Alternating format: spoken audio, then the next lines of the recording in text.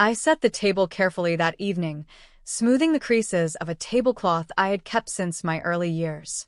Each plate, each fork felt like part of a ritual, though inside I carried a quiet nervousness. My son and his wife were coming for dinner, and I told myself it would be a chance to feel close again, to share warmth across the table. Still, there was an unease in my chest, like I was preparing not just a meal but a test of where I stood in their lives. Before I continue, this is only the beginning of our family's story of dignity and hidden worth. Tell me, when was the last time someone underestimated you? And where are you watching from right now? As we sat down, I noticed the way my daughter-in-law smiled just a little too sharply, her words carrying a weight disguised as casual. Then it happened. She leaned back, laughed lightly, and said, "She can't even pay for herself." The sentence cut through the room. My son said nothing. In that moment, every sacrifice, every quiet victory I had carried alone pressed against my heart. They had no idea what I was about to reveal. I wish I could say her words faded quickly, but they clung to me as tightly as the steam rising from the soup bowls. The room felt smaller after that laugh, as though even the walls had leaned closer to hear the insult. I sat quietly, stirring my spoon, pretending the comment had slipped past me. In truth, my chest tightened and my mind began drifting elsewhere. While they spoke about mortgage rates and holiday plans, I remembered the first time I walked into an office wearing shoes that pinched because I could not afford new ones. Back then, I was no one important, just a woman desperate to keep her family afloat. My pay was little more than enough to cover groceries, and yet I clung to that job like it was the only rope keeping us above water. At the table now, my daughter-in-law tapped her manicured nails against her glass, making a point about how difficult it must be for me to manage expenses. I kept my lips pressed together, not to avoid speaking, but to keep from saying something I might regret. My son's silence stung more than her words. He lowered his gaze to his plate, cutting meat into small squares, as though pretending he had not heard anything at all. It was not the first time I had been underestimated. At work, there were years when people barely noticed me, except when they needed something. I recall staying late long after others had gone home, typing reports that bore someone else's signature the next morning. The glow of the office computer was often my only companion, its cold light reflecting off the stack of coffee-stained papers on my desk. I told myself it was temporary, that one day all those invisible hours would add up to something more. I shifted slightly in my chair, listening to the conversation drift toward travel plans I had not been invited to join. Their words became faint, muffled by the hum of memory. I saw myself, decades younger, walking into the break room carrying a lunch I had packed from scraps the night before. While others ordered sandwiches, I unwrapped my simple meal with quiet dignity, knowing every coin saved mattered. No one at the office understood how many bills were stacked on my kitchen counter at home, waiting for me like unwelcome guests.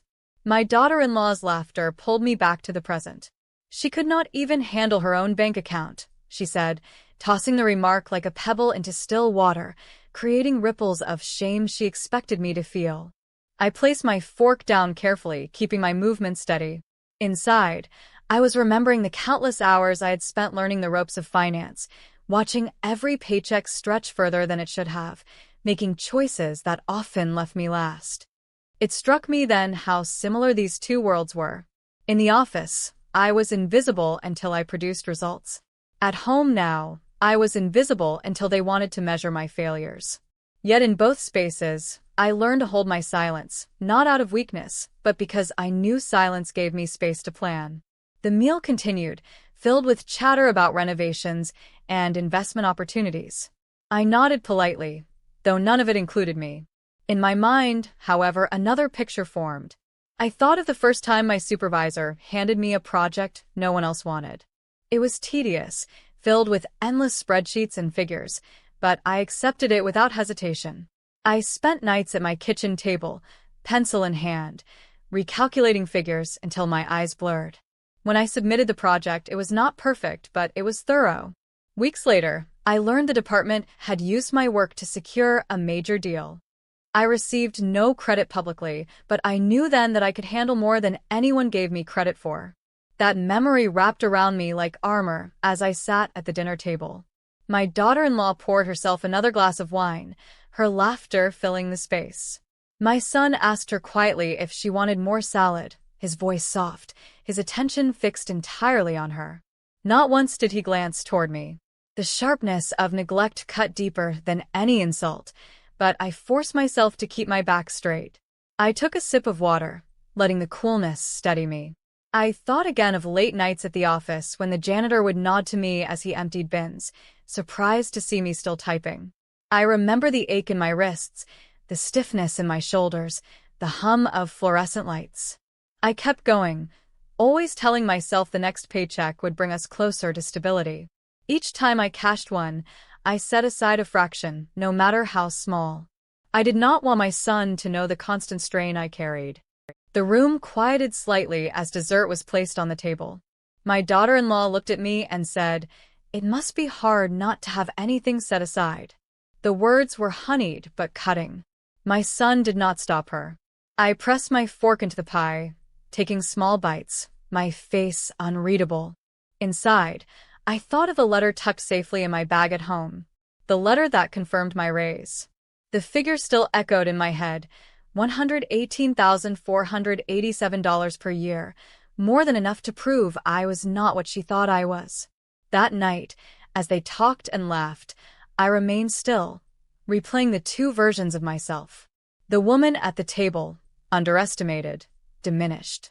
And the woman at her desk, who built her life piece by piece, who had finally been recognized with a raise she never even dreamed possible. One was hidden in plain sight. The other was about to be revealed. I kept replaying the sound of her laughter in my head long after the table had gone quiet. It is strange how one careless comment can sit heavier than years of effort. As the plates were cleared and the room filled with small talk, I leaned back and let their words drift over me, unseen. My silence was not weakness. It was survival. That silence carried me back to another time when my youngest was still in grade school. I used to drop him off with a packed lunch, kiss his cheek, and then rush to catch the bus to the office. The mornings were always a blur of toast crumbs, shoelaces, and the steady ticking of the clock above our stove. I remember feeling torn in two, never quite sure if I was failing at work or failing at home. At the office, my presence barely registered. People glanced past me, assuming I was just another tired face behind a desk. Yet even in that invisibility, I found small ways to prove myself. I filed reports faster than anyone else. I double-checked numbers no one thought to check. My efforts were invisible to them, but I knew every detail mattered. Back at the table, my daughter-in-law's voice cut through my thoughts again. She spoke of her latest purchase, a designer bag she waved like a trophy. My son nodded, proud of her indulgence. I sat quietly, recalling how I once sewed torn straps back onto my own purse because buying a new one would have meant skipping groceries. It struck me how easy it is for people to dismiss someone when they do not know the years behind their choices. I remembered one night in particular at the office. A colleague had missed a deadline, leaving the team scrambling. While others complained, I stayed late to fix the problem. I sat under the buzzing lights, red pen in hand, combing through page after page until my fingers ached. When the report was finally delivered on time, my colleague received the credit. I never spoke up, but I carried a quiet satisfaction knowing the truth. It was not recognition that kept me going back then. It was the hope that one day, all of this endurance would mean something. In the dining room, the conversation shifted to vacations. My daughter-in-law listed the resorts she wanted to visit, her tone carrying the kind of confidence that comes from assuming life will always provide. I lowered my gaze, remembering how many trips I had skipped so my children could attend school camps or buy uniforms. I told myself then that my time would come later. What I did not realize was how deeply those sacrifices would carve themselves into me. The sound of silverware clinking pulled me back. My granddaughter asked for more dessert, and for a moment her innocent voice softened the air. Children do not yet know how heavy words can be, though they sense when something is wrong. Her eyes lingered on me, curious, almost cautious, as though she could feel the tension humming beneath the tablecloth. I thought of my own younger years, when I too sat at tables where my worth was unspoken. At work, during those early days, I often felt like an intruder. Meetings were held without me, decisions made as though I were invisible. Yet I kept showing up. I told myself that persistence was my weapon. Each day I survived, I grew stronger, even if no one noticed. As my daughter-in-law spoke about her plans for renovations, I remembered the peeling paint on the walls of my first apartment. My husband and I argued about whether we could afford a can of paint, finally settling on leftovers from a clearance bin. I painted late into the night, my arms aching, determined to make the space ours.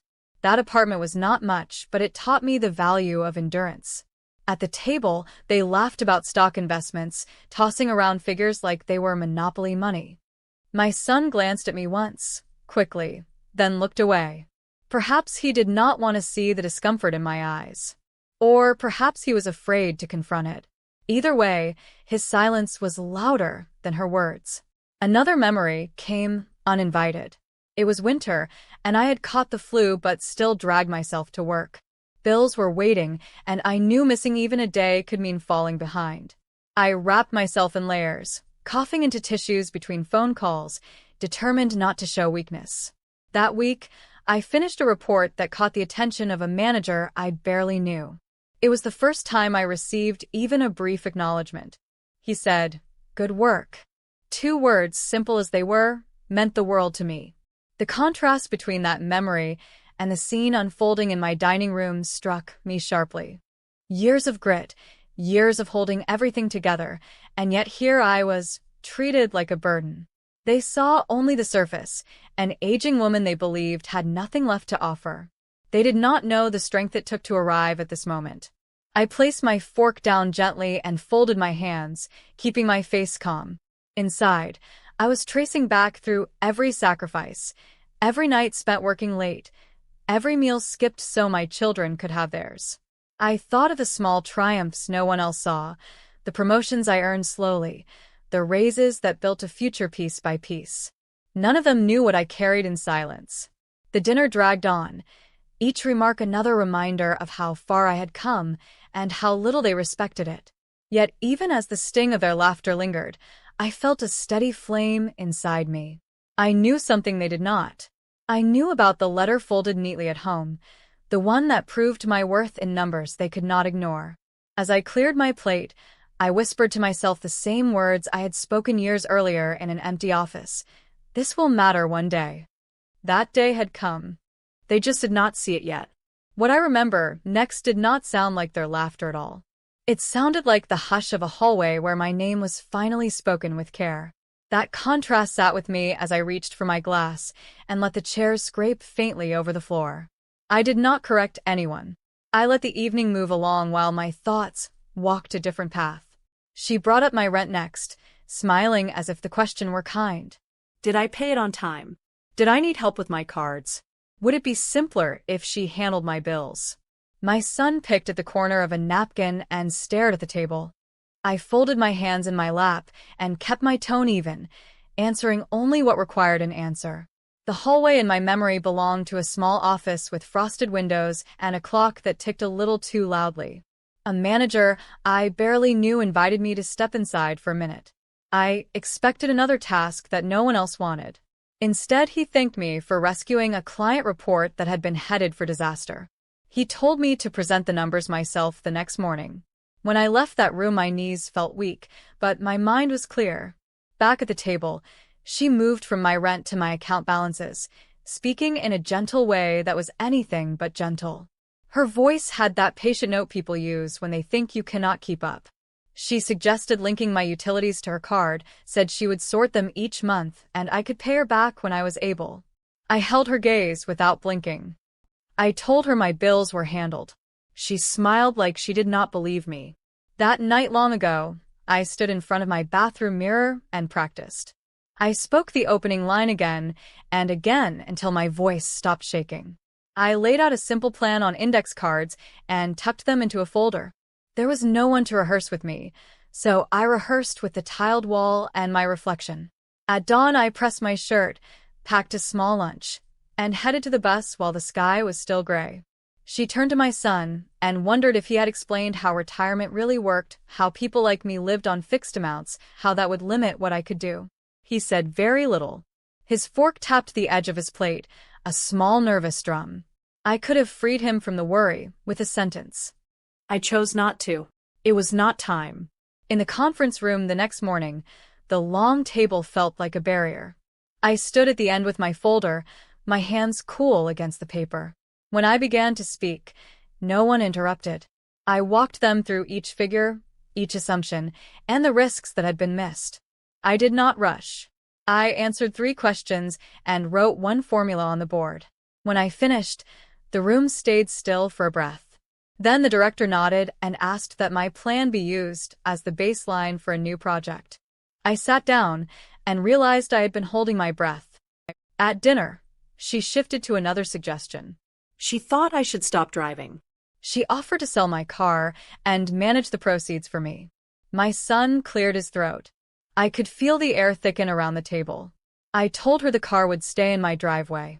She laughed the way people laugh when they believe they know better and said we would talk about it later.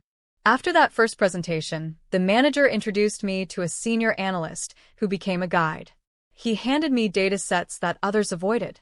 He showed me how to find waste inside vendor invoices and how to push back without making enemies. He said I had an eye for patterns. I learned to pick up the phone and ask questions until someone gave a clear answer. I kept notes in a small notebook and dated each entry so I could track who said what and when. I asked my granddaughter about her school project to change the air in the room. She brightened and told me about a model she was building. For a few minutes the talk felt easy. Then my daughter-in-law returned to money, as if pulled by a string. She said she could draw up a plan that would make everything simple. She reminded me of a bill I had paid late once after my husband died. I nodded and said I appreciated the concern. The senior analyst sent me to meet a vendor about a software tool our team used every day. We had been paying for features we did not use. I sat across from a man in a blazer 2 sizes too tight and went through the contract line by line. I asked him to explain the charges on page 9. He tried to talk around it. I waited. Silence does more than anger when money is on the table. He lowered the fee by 15% before we stood up. Back in the office, I wrote a summary and copied legal and finance. Small savings, someone said. I kept the email. Her next topic was insurance. She asked if my coverage was current and reminded me that missing a payment could be dangerous at my age. My son ran a hand over his hair and looked away. The tea steamed between us, and I watched the curls rise until they disappeared. That quarter, my name appeared on a slide during a town hall meeting. The director thanked the team for recovering costs across 3 contracts and called out my analysis. It was the first time my work was noticed in a room that large. People clapped. I smiled once, and then sat on my hands so I would not cry. Later that day, the manager asked me to draft a plan to repeat the process across other accounts. He said we had only started. I carried plates to the kitchen and ran warm water over them. In the next room, she was telling my son that I might qualify for a discount program at the clinic. She said I should apply now before fees went up. I stacked the plates and wiped the counter, letting her sentences pass by without lodging anywhere inside me. When I returned, I asked if anyone wanted tea. My granddaughter raised her hand. She always raises her hand, like she is in class. By then at work I had 3 projects running, each with a review date and a clear target. I met with the manager every Friday morning, and we talked through barriers. He gave me only what I could carry, and then a little more. When a junior hire struggled, I showed him my notebook and how to keep records that would hold up in a meeting. He thanked me with a coffee and a story about his mother.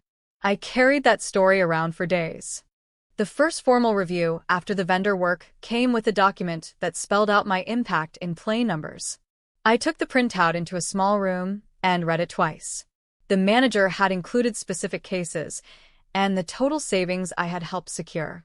Human Resources asked to speak with me the next week about an adjustment. I nodded and tried to keep breathing at a normal rate. In the restroom, I washed my hands longer than necessary and pressed a cool towel to my face. When the door finally closed behind my guests that night, the house settled into the kind of stillness I like. I washed the last cup and left it to dry. My phone buzzed with a message from an old coworker, a small note about a staff change that would shift duties again. I smiled and switched off the kitchen light. My bag sat by the chair with the current letter tucked inside, the one that changed everything, the one I had not yet shared. Later at work, the second review came faster than I expected. The director stopped by my desk and asked to see me in his office.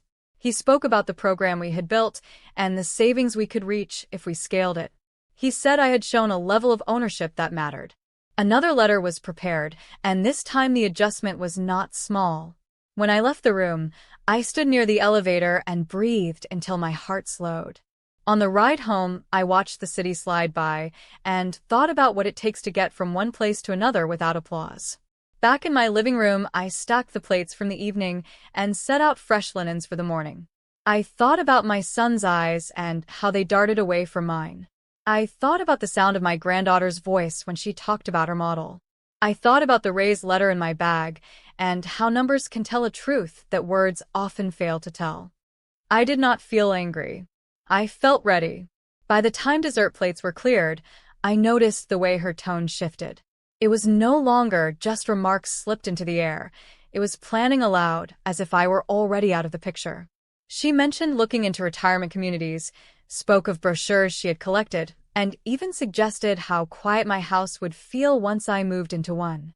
I stayed silent, but inside, I was not shrinking. I was listening, measuring, and storing every word. When she excused herself to the bathroom, I sat across from my son. He looked tired, perhaps even uneasy, but he did not speak.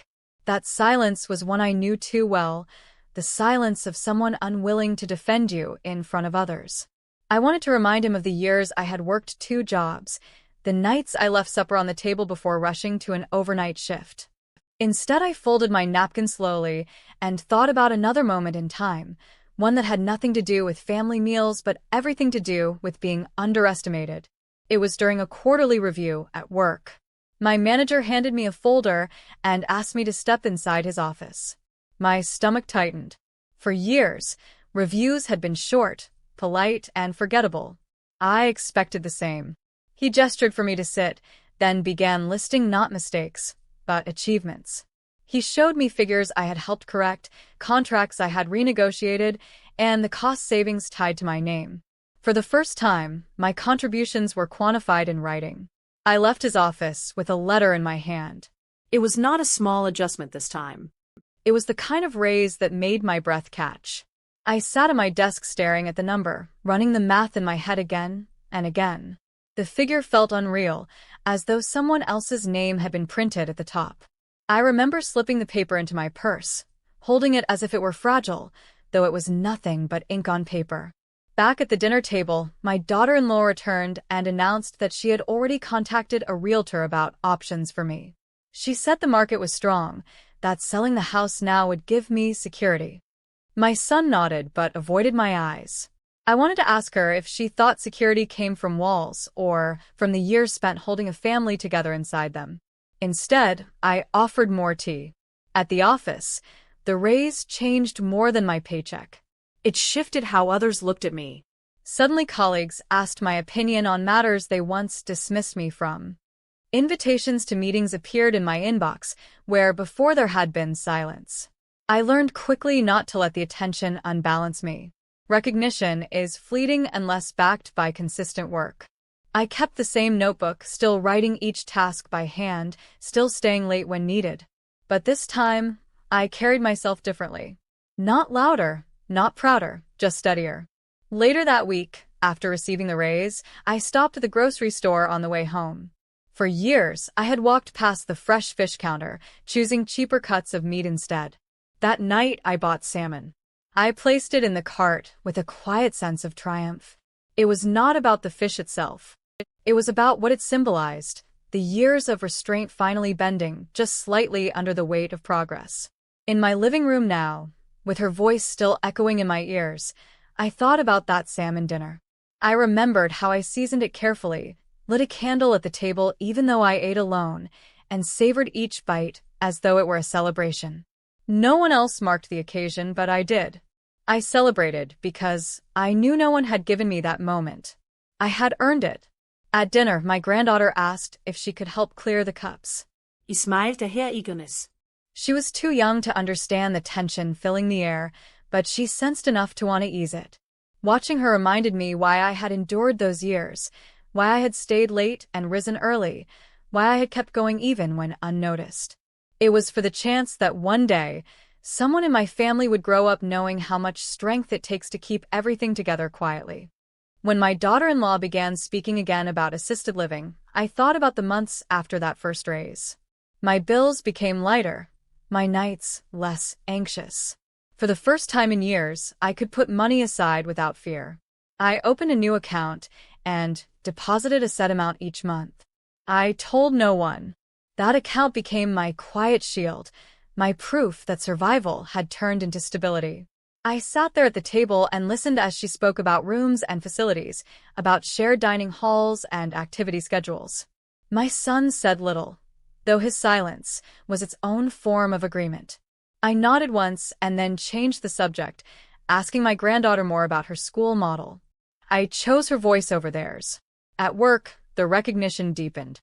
I was asked to train a group of new hires. Standing in front of them, I saw versions of myself in their uncertain faces. I told them to write everything down, to trust their notes more than their memory. I showed them how to double-check figures and to always ask one more question than expected. I hoped that by giving them tools, they might not spend years invisible as I had. The day I first saw my annual income on paper, adjusted for the new raise, I sat very still. I calculated the increase in my head, then on paper, then once more just to believe it. $118,487 more each year. A figure I had never dared to imagine. That was when I knew, no matter what anyone in my family assumed, I was not a burden. I was stronger, more secure, and more capable than they would ever admit. That memory steadied me now as I cleared the last of the dishes. She kept talking, planning my future, as if I were not standing there. I let her words fall to the floor, uncollected. I knew what she did not. I knew about the letter in my bag, the one that changed everything. When the kitchen grew quiet, I thought the evening might finally wind down. But she was not finished. She leaned forward with her elbows on the table, speaking as though I had asked for her advice. She suggested she could help by taking over my accounts directly. She said it softly, with a smile that might fool someone less practiced in reading between lines. My son stayed quiet again, which felt heavier than her words. I looked at the two of them, then back at my granddaughter stacking spoons in careful rows. Children have a way of reminding you of what matters. I told my daughter-in-law that my finances were already settled, then excused myself to refill the kettle. My hands were steady as I lifted it, though my mind was already far away, recalling the first time I understood what true financial control could mean. It had been the month after my biggest raise. I had sat at the bank across from a young clerk who treated me like an inconvenience. She slid forms toward me, without meeting my eyes. I signed them slowly, reading every line. I deposited a large portion of that raise into a separate account. It was the first account I had ever opened without telling anyone in my family. I remember the quiet thrill of walking out with a new booklet in my purse, a sense that for once I was building something that belonged only to me. That same week I bought a sturdy lockbox for my home. Inside, I placed copies of important documents, letters, and eventually, those raise slips. It may sound small, but keeping those papers where only I could reach them gave me a sense of safety I had not felt in years. I learned then that independence is not just about money. It is about having a corner of your life no one else controls. At the dinner table, she returned to her theme. She asked whether I had thought about setting up automatic transfers, hinting that she could manage them more efficiently. I thanked her, but told her no. The air thickened between us. She smiled tightly and sipped her tea, as if waiting for me to falter. In those years after the raise, I never faltered at work. With each project, my reputation grew. People began asking for me by name, requesting my input on contracts or reports. I saved more each month, watching the numbers grow steadily. My habits were careful, not lavish. I patched coats instead of buying new, cooked meals at home instead of dining out, and placed every saved dollar into that account. Each deposit was a private reminder that I was building not just a balance, but a shield. One winter, the company announced voluntary layoffs. My coworkers panicked, whispering about rent and mortgages. I sat quietly, knowing my savings gave me a cushion they did not suspect. I was not selected, but the experience taught me something vital. When others assume you are vulnerable, your greatest strength is what you have prepared in silence. At home now, my daughter-in-law pressed further. She asked what my retirement checks looked like, as if the details were hers to know. I answered briefly, nothing more. She frowned. My son reached for his glass, still silent. That silence spoke of his unwillingness to choose sides. I turned my attention back to my granddaughter, asking her about her favorite subject in school. She brightened immediately, telling me about a science experiment. Her joy cut through the tension like a light in the room. Years earlier, I had felt a similar sense of light during another turning point. After months of consistent results, the director stopped by my desk. He asked me to lead a small team on a cost recovery project. It was the first time I had been placed in charge rather than quietly fixing someone else's mistakes. I led carefully, making sure each member had clear tasks and knew their value. When the project ended with higher savings than expected, he shook my hand in front of the entire floor. That moment stayed with me. It was proof that the quiet worker who once went unnoticed had become someone whose leadership mattered. The memory of that day steadied me now. I poured tea into cups and returned to the table, listening while my daughter-in-law spoke about how stressful it must be for me to manage household bills. I let her keep talking, knowing her picture of me bore no resemblance to the reality I had lived. Later that night, after they left, I went to the small cabinet where I still kept my lockbox. I lifted out the most recent letter from my employer, the one confirming the raise that now added $118,487 each year to my income. I read it slowly, as I always did, letting the truth sink in. It was not vanity that drew me to read it. It was affirmation. Every line on that paper was the answer to the years of silence, sacrifice, and dismissal. Sitting there alone, I realized why her laughter had not broken me. It was because I knew what she did not. I carried in my hands proof that my life was not a story of decline, but of endurance rewarded. And sooner than she expected, that truth would not stay hidden. The following weekend, they stopped by again, unannounced this time. I was folding laundry when I heard the knock. My daughter-in-law walked in with papers in her hand, as if she were carrying some great favor. She spread them across my table and began pointing at figures. It was a budget she had drawn up for me, complete with color-coded sections and highlighted notes. She explained how she could manage my expenses more efficiently, how she could save me from mistakes. My son stood behind her, arms folded, silent as usual. I let her go on for several minutes. She explained how groceries should be cut, how utilities could be streamlined, how selling the car would free up funds. When she paused, I asked if she had considered that my bills were already paid, my accounts already balanced. She brushed the words aside like crumbs on the table. She insisted I should let someone younger handle these things. I smiled faintly and began folding the papers back into a neat pile. I told her I would think about it. She seemed pleased with herself, but inside I felt only steadiness. Her words brought me back to the first time I allowed myself to buy something not just necessary, but truly mine. After that large raise, after months of careful saving, I went into a small shop and bought a new set of furniture. It was not extravagant, but it was strong, built to last. For years I had sat on chairs that wobbled, tables scarred by use. That day I chose something solid, something that reflected the work I had done. When it was delivered, I sat in the chair and placed my hands on the smooth surface of the table. I whispered to myself that no one could take this from me. The memory reminded me that control is not taken all at once. It is chipped away in small suggestions, in smiles that hide commands. My daughter-in-law believed she was chipping away at mine. She believed I would hand it over piece by piece, until one day she held everything. What she did not know was that I had built my foundation in silence long before she started her campaign. Later that evening, after they left, I sat down with my lockbox again. I pulled out not just the raise letters but also receipts from the furniture, the bank statements that showed deposits, and even the first notebook where I tracked every bill. I leafed through them slowly, reminding myself of the ground I had claimed. Each page was a quiet defense, each figure a shield against the laughter she thought defined me. At work, around that same period, I was asked to attend a conference in another city. It was the first time the company offered to pay for my travel and lodging. Sitting on the plane, I thought about how different my life looked compared to the picture painted at my dinner table. I was not shrinking. I was expanding, learning, being trusted with more responsibility than ever before. When I presented our findings at the conference, strangers nodded, asked questions, and thanked me afterward. I returned home with new contacts and a sense that my world was wider than my family believed. Back at the house, my granddaughter ran up to me with a picture she had drawn.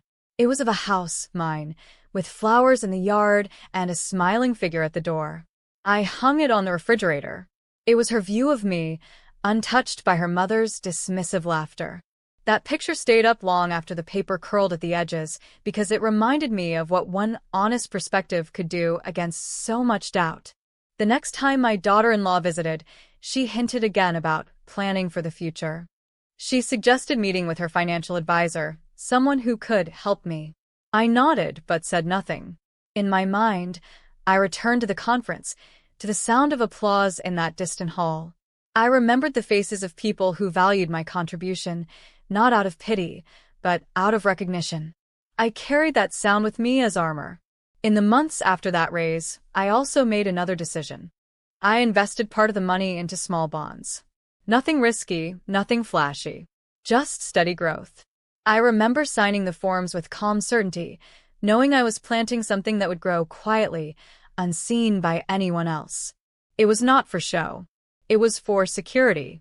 That decision proved itself later, when those bonds matured. As my daughter-in-law continued her attempts to box me into her version of help, I reminded myself of those choices. She thought I was fragile, dependent, drifting toward irrelevance. But the truth was different. I had been building layer after layer of stability, each one invisible to her, because I had chosen silence over spectacle. That night, after they left again, I brewed tea and sat in my new chair, the one I had bought with my first bold purchase. I thought about how people see only what they want to see. To her, I was someone to manage. To my son, I was someone too complicated to defend. To my granddaughter, I was a safe place. And to myself, I was stronger than ever, with proof folded neatly in my lockbox. A week later, I received another visit. This time she did not arrive with forms or pamphlets, but with criticism. She walked into my kitchen and immediately commented on the grocery bags on the counter. She lifted one, shook her head, and said I was overspending on items I did not need.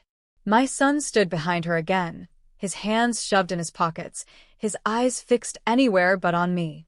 It was clear she had decided that the only way forward was to prove I was careless. I let her talk. She pointed to the bread, to the fruit, to the fish I had bought.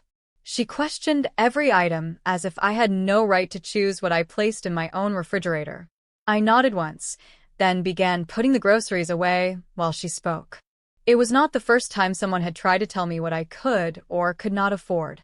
Long before she was in the picture, there had been voices telling me to limit myself, to give up, to step aside. They had all underestimated me. I thought back to the year I used part of my raise to expand my savings beyond the basics. I had gone to a local credit union, sat with a representative, and asked about investment options that were low risk but reliable. She explained certificates and bonds. I listened, took notes, and then chose carefully.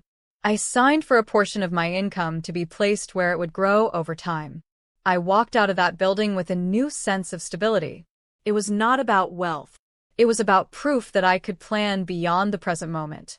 The first time I saw those statements increase, I smiled quietly. I did not tell my son. I did not share it with anyone. It became part of my private foundation, another stone in the wall I was building.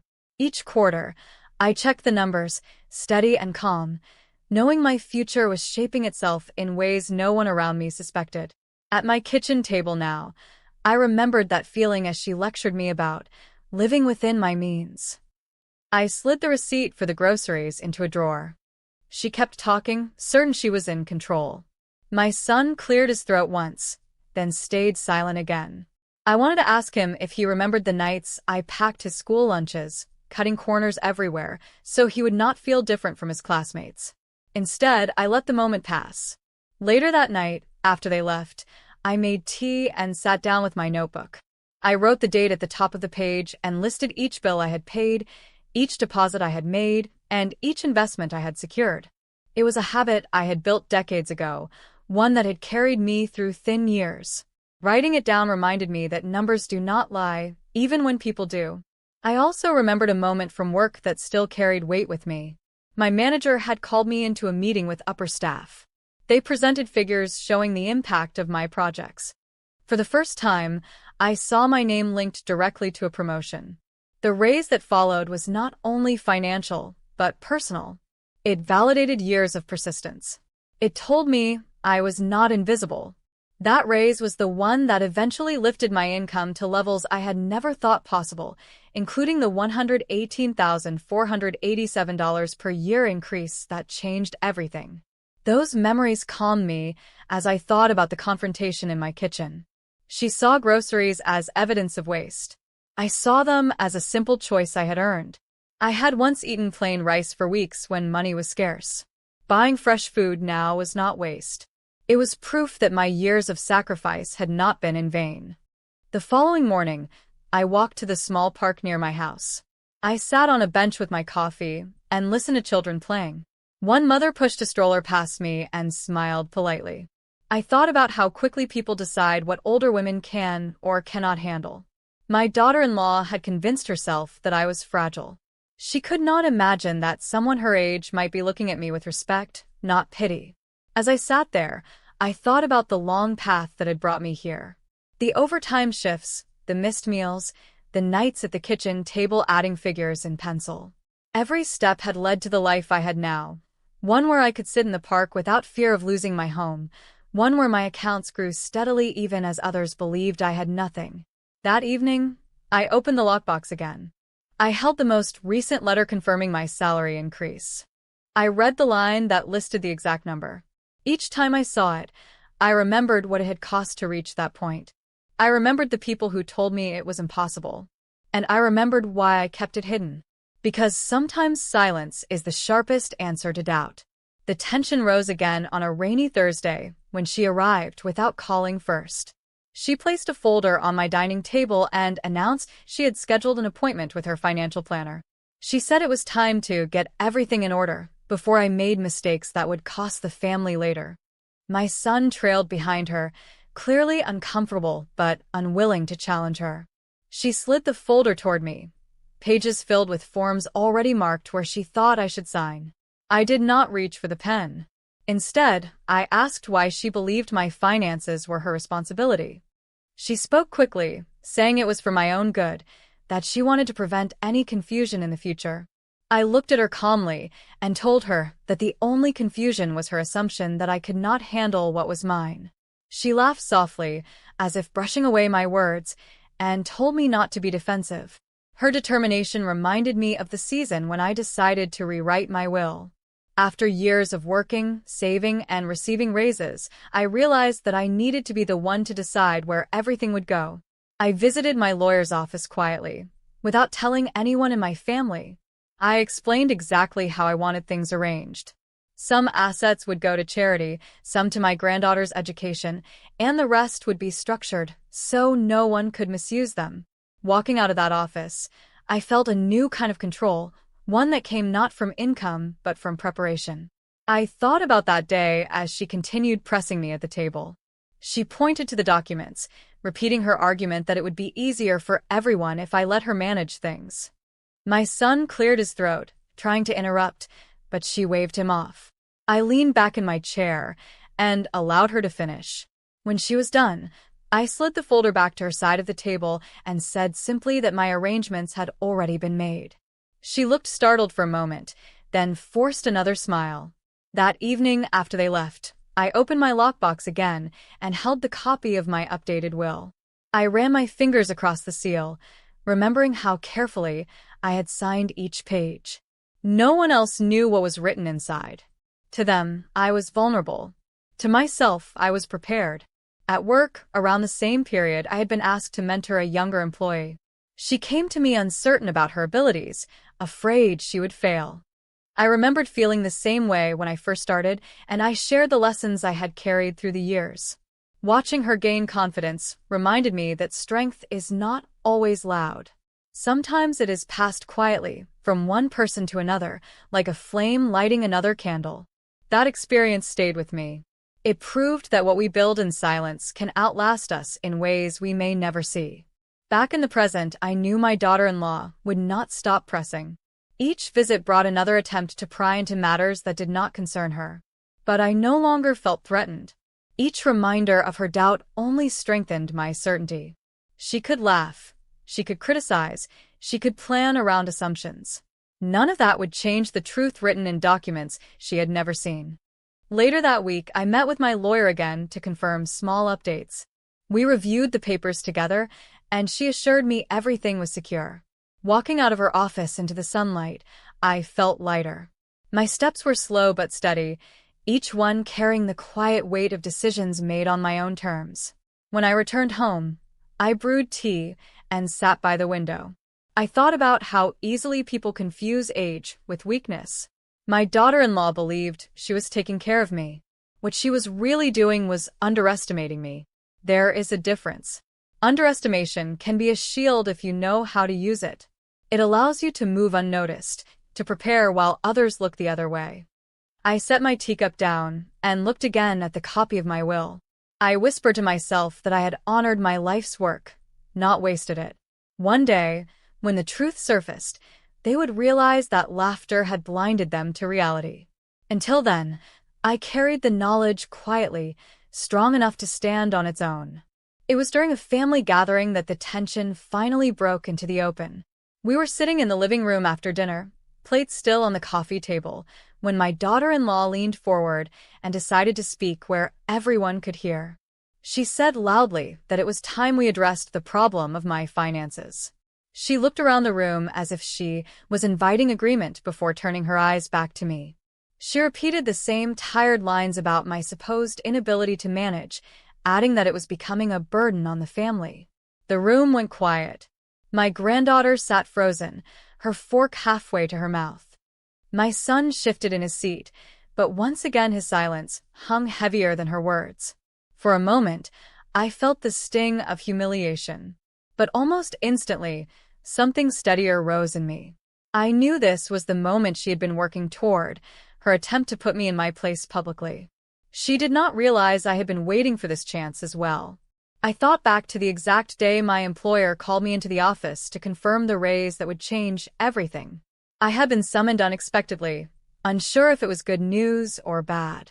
When they told me my annual increase would be $118,487, I nearly asked them to repeat it.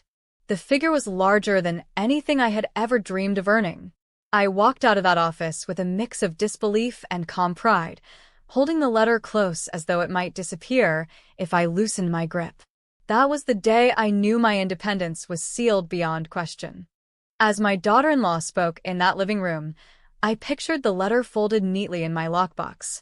I remembered the way my hands had trembled when I first read it, then steadied as I realized what it meant. No one could dismiss me as incapable again. Not truly. She kept talking, her voice rising. She accused me of hiding bills, of making reckless choices, of endangering my stability. I let her go on until she ran out of words. Then I placed my hands in my lap, looked around the room at the faces waiting for my reply, and said calmly that she was mistaken. The memory of that raise helped me speak with quiet certainty. I told them my finances were not only in order but thriving. I told them I had long since arranged matters to ensure I needed no management from anyone. Her smile faltered, the certainty slipping from her face. My son finally looked at me, his expression caught between surprise and discomfort. My granddaughter's eyes widened, and she leaned forward as if she had just discovered something new about me. I did not mention the exact figure. Not yet. Instead, I said only that the assumptions being made about me were wrong, and that those who underestimated me might want to reconsider. The silence that followed was heavy. She tried to laugh it off, but it landed flat. The shift in the room was subtle, but unmistakable. For the first time, she was the one on uncertain ground. That night, after everyone left, I sat alone in my living room with the memory of the confrontation still sharp in my mind. I opened the lockbox once more, unfolded the raised letter, and read the number again. I whispered it aloud, not because I doubted it, but because speaking it reminded me of the journey that had brought me there. Each late shift, each dismissed effort, each quiet triumph had built into this moment. I remembered one particular evening years earlier, long before the raise, when I had sat at my table with unpaid bills scattered around me. I had thought about giving up, about calling it enough. Instead, I kept going, trusting that persistence would carry me through. That memory returned to me now as a reminder of how far I had come. In the days after the confrontation, I noticed my daughter-in-law grew quieter in her remarks. She still carried herself with confidence, but her words no longer cut the same way. My son avoided the subject altogether, though I could sense the questions in his eyes. My granddaughter, however, began asking me more about my work, about what I had done before she was born. For the first time, I saw curiosity instead of dismissal. I kept my papers safe, my choices firm. The confrontation had not ended the tension, but it had changed its shape. The ground beneath us was no longer as steady for her. And for me, it was stronger than ever. The moment of truth arrived on a Sunday afternoon. They had invited themselves over again, this time bringing papers they claimed were urgent. My daughter-in-law spread them out on my dining table with the same brisk tone she always used when she believed she was in charge. My son hovered behind her, silent as usual, while my granddaughter lingered in the doorway, uncertain whether to sit or stand. I let them arrange their stack of forms before I calmly opened my own folder. Inside was the letter I had kept since the day of my promotion, the one that spelled out my new salary increase. I placed it on top of their pile, without a word. My daughter-in-law glanced at it, confused, then picked it up. Her smile froze. She read the figure once, then twice, her lips moving as if to be certain she was not misreading. My son leaned forward, his face paling as the number settled in. The silence that filled the room was sharper than any words. My granddaughter stepped closer, curiosity bright in her eyes. She asked softly what it meant. I told her clearly that I had received an annual raise of $118,487 and that I had been living securely all along. My daughter-in-law tried to laugh, but it came out thin. She said it must have been a mistake, that no one at my age could earn that kind of increase. I met her eyes and told her it was no mistake. I explained that I had worked for decades, proven myself repeatedly, and earned the respect of my company. The letter was not luck. It was recognition of years of effort no one else had noticed. My son finally spoke, his voice low. He admitted he had not known. I nodded and said that was because I chose not to share everything. It was not secrecy out of spite, but necessity. I wanted my independence protected, free from interference. He looked down, shame written across his face. My granddaughter, on the other hand, smiled at me with something close to pride. I reminded them gently of the times they had doubted me. Each insult, each assumption, each dismissal, they had all been built on the belief that I was powerless. Yet the truth had been in my possession all along. I told them I did not reveal it sooner because I wanted to see how they treated me when they thought I had nothing. That was when their true nature surfaced. The air in the room grew heavy. My daughter-in-law shuffled the papers she had brought, suddenly uninterested in pushing them across the table. My son muttered an apology, but I did not reach for it. Apologies are easier to offer than respect, and I was no longer willing to accept words without action. Later, after they left, my granddaughter stayed behind. She sat with me at the table, still holding the letter. She asked me about my work, about the long hours, and the projects that had led to the raise. For the first time, I spoke openly. I told her about the nights I stayed late, the risks I took, and the sacrifices I made. Her questions were thoughtful, her silence respectful. I saw in her eyes that she understood what her parents had failed to grasp, that independence is earned, not granted. That evening, I walked through my house, touching the walls and remembering the years I had fought to keep it. I thought about the bills I once struggled to pay, the meals I skipped, the times I nearly broke under pressure. All of it had led here, to this moment of quiet triumph. Not triumph over them, but triumph over doubt itself.